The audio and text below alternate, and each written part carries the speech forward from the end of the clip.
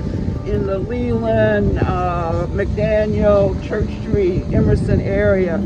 And so to see the ending of such a walk with Alderman Ruth Simmons supporting us all the way, to be able to get an environmental justice resolution, we hope that will turn into an ordinance, is really, really, I could just scream and holler.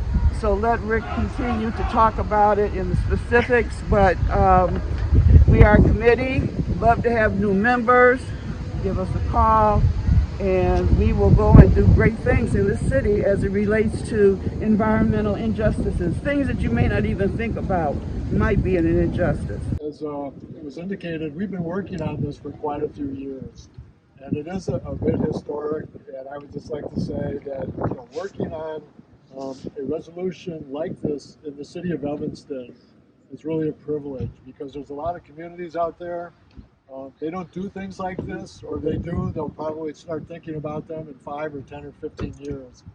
But Evanston really has a history of taking on issues like this and basically going after them very early on before other people really get to them. So I think we're very pleased with the Evanston community. We've gotten a lot of support, a lot of input. People have come to us and wanted to basically provide their thoughts as far as what should go into the resolution.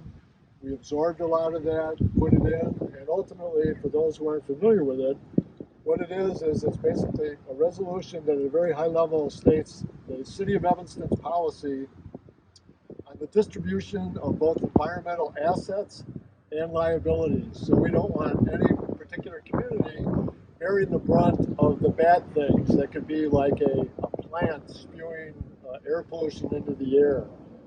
We want to basically also have the environmental assets like trees and bike paths and all those things that actually allow you to lead a better life. We want everyone to have an opportunity to get those things. So, yes. So the resolution is step one. That's the high level policy. We immediately started like the next day on the ordinance. So the environmental justice ordinance is what we're working on now.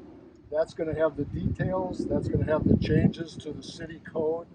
So that's where all the details and the meat is going to be relative to the policy in Evanston. So great community to do this in and work with all the people in the community on it. I'd also like to actually say, as far as the city of Evanston, got a lot of support from people like Alderman Ruth Simmons.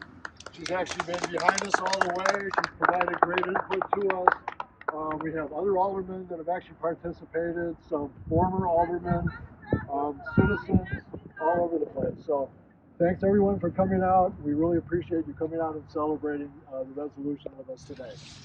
It's actually Mental Health Day as well. And so whether you know it or not, being outdoors today is a great way to embrace mental wellness. And I would love for you after this to maybe read more about the value of being outdoors and how it helps you stay well, especially in these times where everything is so crazy. So with that, we have a wonderful partner, the Friends of the River. They actually did our first tour a couple of years ago, and that's when I started to expand my space as a environmentalist. We were here actually this morning as part of our program called the Litter Free Chicago River, and it started here in the North Shore Channel because we had such great partners, and we've been able to expand it throughout down the North Branch, into the South Branch, and now into the Calumet. And part of that is really a focus on equity and inclusion and making sure that we're reaching out to all the communities that the river touches. Yeah, exactly.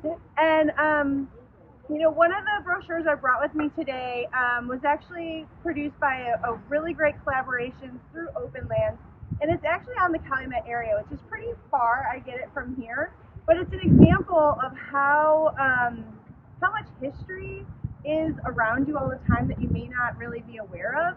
And they did a really great job of tracing African American heritage from the Underground Railroad through civil rights into this moment where environmental justice is so in our consciousness again, and how each step, you have to make this incremental change and keep pushing until you get to the place where there is equality, and we don't have to continue to always push on this issue. So it takes everyone fighting all the time to make that happen. And so I'm happy to show those to you. It has a really good map of the Calumet River if you've never been down there, and the Major Taylor Trail. And if you're not familiar with Major Taylor, he was one of the first African American cyclists, to go to the Olympics, and he was just a huge leader in the community. So that's what the Calumet River Trail looks like. You can definitely explore it. Friends will have more trips down there, especially next year. So we're all here to canoe, right? So one of the things I think we're going to do is try to get everybody paired up, get some life jackets on, get some paddles in your hands, and get in the water. And while we're on water, we can talk a little bit about the history of the canal. Something that I wanted to highlight is that in this community, there's perception of this canal that it was at one point a sanitation canal, yes, but it is no longer a sanitation canal. This water, unless there's a weather event, tests clean. There's no real problems with it. The sanitation building that is on Howard, there are times when it does not smell the best, and that's just because it is a body of water. It has nothing to do with sanitation. The water is clean. You can tell that by the plants that have been planted, by what's thriving and growing, the animals that are here, and this water connects us. From here, you could take this water all the way to the Gulf of Mexico, and I think it's important that we learn to embrace the waterways that we have in town here, and hopefully we can get everybody on the water and then more people on the water and enjoying this resource that is very unique to Evanston and Chicagoland area.